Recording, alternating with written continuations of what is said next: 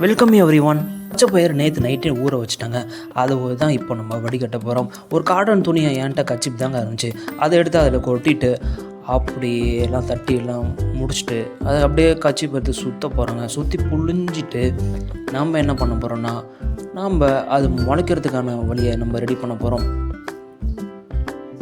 ஒரு வழியாக இது ரெடி பண்ணிட்டோங்க. அதை எடுத்துகிட்டு போயிட்டு ஒரு டப்பாவில் போட்டு நல்லா சுருட்டி வச்சுருவோங்க. அடுத்த நாள் எடுத்து பார்த்தா எல்லாம் முளைச்சி வந்துருச்சு. அது பிரித்து ஒரு வழியாக காமிக்கிறேன் பாருங்களேன். ரொம்பவும் எனக்கே ஆச்சரியமாகிடுச்சு, இந்த மாதிரி வருமா அப்படின்ட்டு. ஆனால் ஒரு வழியாக வந்துருச்சுங்க. ரொம்ப ஹாப்பிங்க நான். அப்புறம் என்ன, ஒரு வழியாக நம்ம டப்பாவில் போட்டு சாப்பிட வேண்டியதாங்க. பார்த்துக்கிட்டிங்களா, முளைச்சிருக்கு பார்த்தீங்களா? நல்லா தாங்க டேஸ்ட் இருக்குது. அந்த பச்சை பயிர் இல்லாமல் அந்த முளைச்சதும் சேர்த்து சாப்பிடும்போது ஒரு எனர்ஜி அப்படியே கிடைச்ச மாதிரி தான் இருக்குது. நல்ல டேஸ்ட்டாகவும் இருக்குது.